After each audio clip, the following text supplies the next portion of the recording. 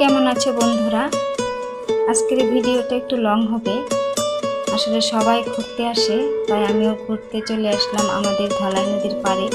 এই যে ধলাই নদীতে এখন মাছ মারার ধুম পড়েছে। আমার মামা এখন জাল দিয়ে মাছ মারছে, আর সামনে আরও অনেকেই মাছ মারছে। চলেন আমরা দেখে আসি কেমন মাছ ধরা পড়ে জালে। এই যে এখানে একজন জাল দিয়ে মাছ মারছে, সে মাছও মারছে আবার সাথে মোবাইলে কথাও বলছে। কি জানি সে মাছ মারতে এলো না মোবাইলে কথাই বলতে আসলো। চলুন আরো সামনে। এই যে দেখুন এখানে একজন আরেকজন সে আবার জাল টান দিচ্ছে, দেখা যাক মাছ তার জালে ধরা পড়লো কিনা।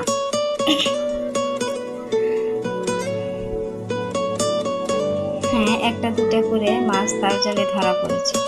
আসলে কি এভাবে একটা দুটা করে কিন্তু মাছ ধরতে হয়। মাছ ধরা একটা ধৈর্যের বিষয়। যে কোনো কাজই আপনি করতে যান সেখানে ধৈর্য ধারণ করতে হয়। ধৈর্য ধারণ না করলে সফলতা কখনোই আসে না। এই মাছ মারার ব্যাপারও ঠিক সেরকমই। অনেকক্ষণ দাঁড়িয়ে থেকে তারা এই জাল দিয়ে মাছ ধরে। আর যে কোনো কর্মক্ষেত্রেও এভাবেই ধৈর্যের সাথে কাজ করতে হয়। টাটা।